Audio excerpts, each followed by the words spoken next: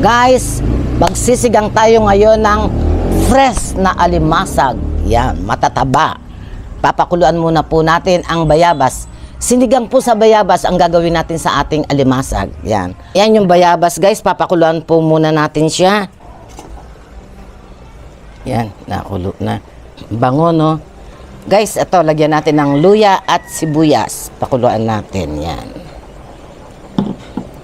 Tapos, itong ano guys, ang tataba, o, tignan nyo. Maliliit siya, pero ang tataba. Yan, o. Ano daw to, baklad. Yan. Tataba. Pinutol-putol ko siya para yung lasa nung ano, mapunta sa sabaw.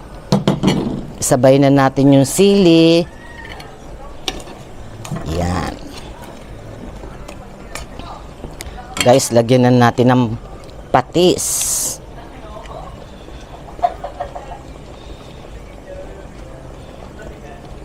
Yaman natin, ma, may sibuyas.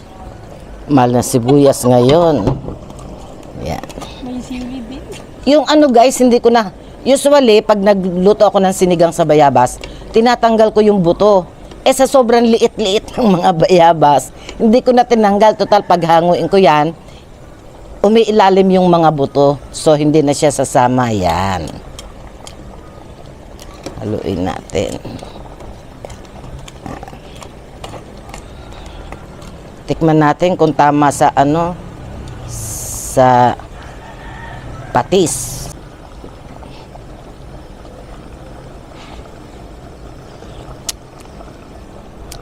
Tamis. Yan, matamis na maasim. O, lagyan uli natin ng patis, kulang sa alat. Yan. Tapos, lagyan natin ng konting seasoning. Yan, tak, tak, tak. Yan, konti lang po. Isunod na natin ang ating, ang nilalagay ko rito is talbos ng kamote. Yan, fresh na fresh. Hinugasan ko na po yan. Yan. Fresh na fresh. Ilubog-lubog natin.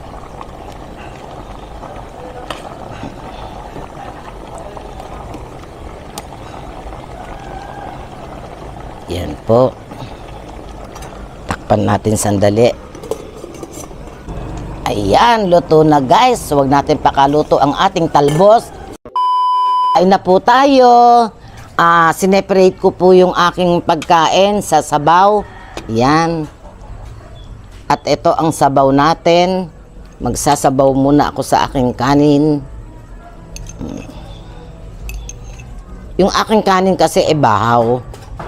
Hindi na ako nagsaing dahil marami kaming kanin. Yan. Yan.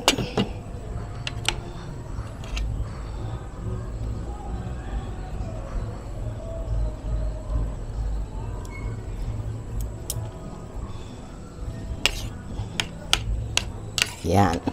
Kain na po tayo. Ang sarap ng pagkaasim. Manamis-namis na maasim. Tamis yung bayabas. May sumamang ano o buto. Delikado tong buto na to ng bayabas. Ang hirap kasi tanggalin ko. Tatanggalin ko yung buto. Wala nang matira. Ang lilit kasi nung bayabas.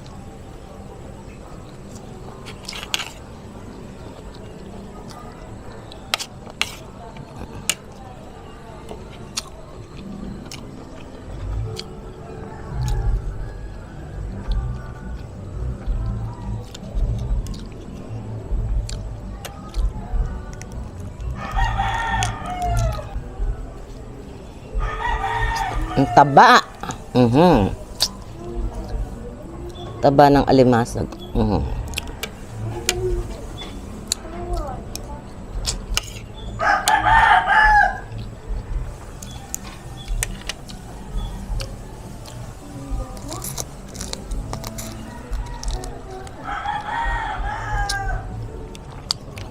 Dito sa amin, pag sinabing baklad, galing baklad, talagang fresh siya at mataba.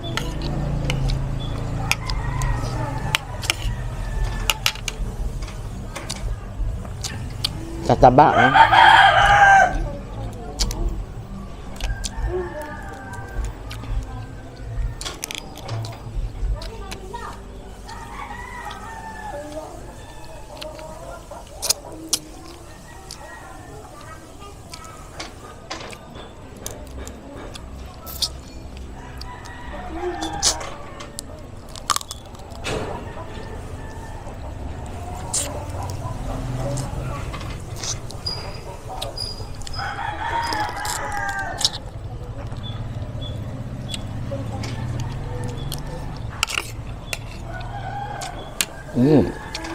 May sili. Hindi kaya maanghang to? Aw! Sobrang anghang. Amoy pa lang talagang anom na lang, takmo na yung anghang.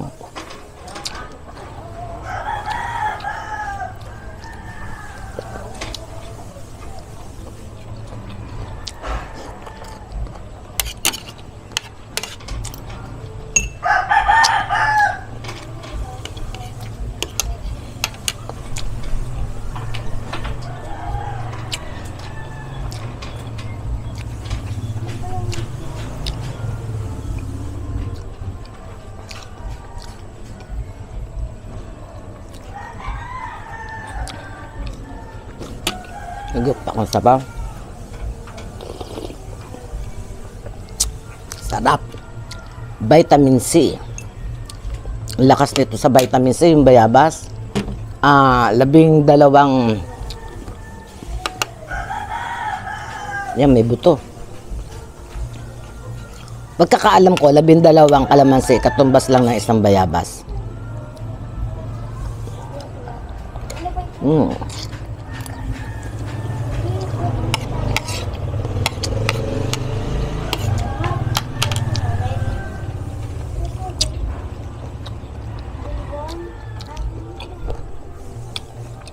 Alam nyo guys, mas masarap ilagay dito sa halip na talbos ng kamote. Yung bang kabuti, mushroom. Hindi yung cultured na mushroom ha. Yung bang kabuting saging na tinatawag. Ay, nasubukan ko na magluto ng gano'n, napakasarap. Kaya lang wala dito sa amin ng kabuti.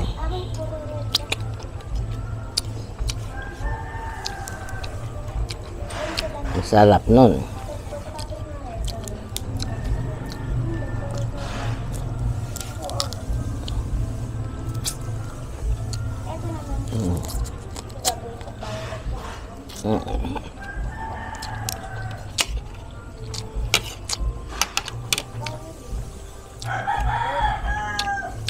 Sarap ng talbos. Sausaw ko doon para malaglag yung buto.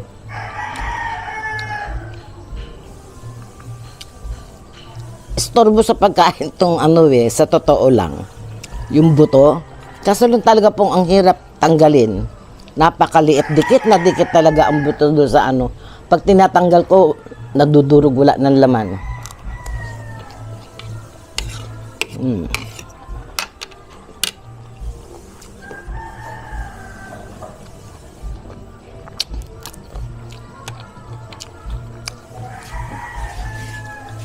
Nilagyan ko ng luya, pampalis ng lansa.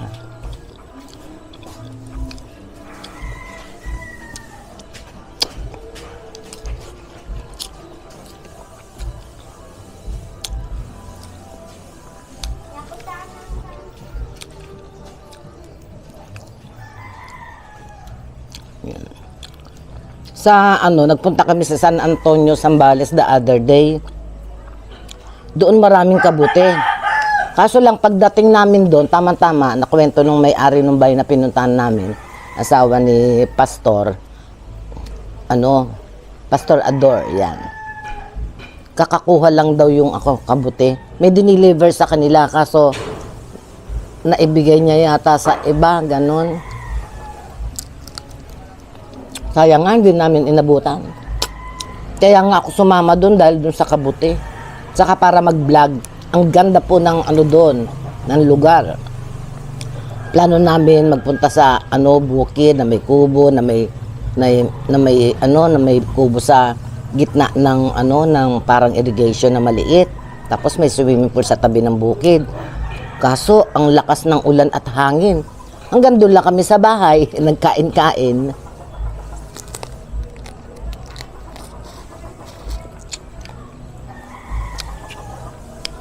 Nagkainan lang kami doon.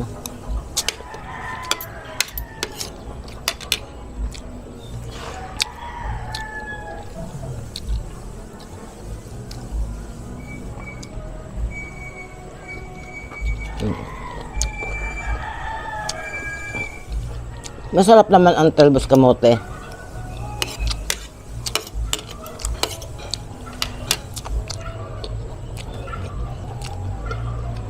Bulang lang sa bayabas na ang crabs.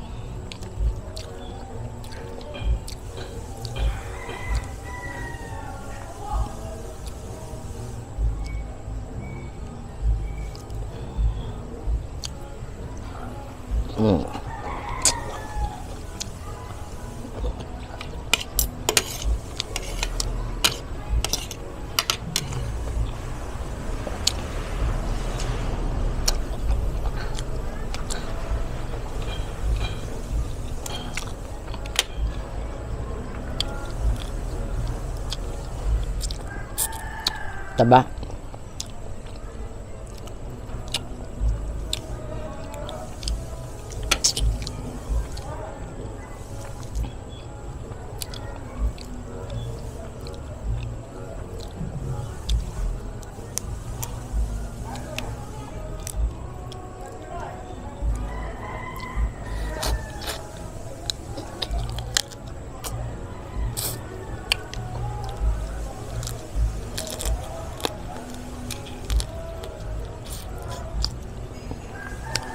Parang pinipiga ko siya ng aking ipin. Pag piniga mo ganyan, sama ang mga laman.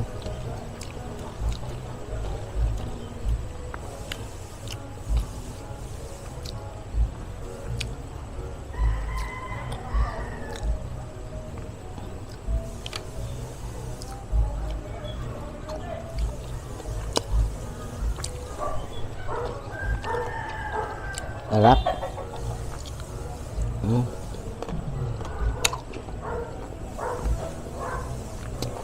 Higup tayo sa sabaw.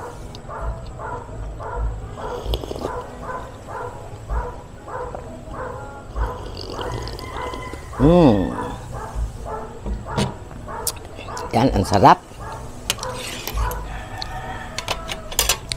Okay, tapos na po tayong kumain. Maraming salamat po sa lahat. Maraming salamat sa matyagaan yung panonood sa aking channel. Ayan. Mabuhay po tayong lahat. God bless us all po. Bye-bye po.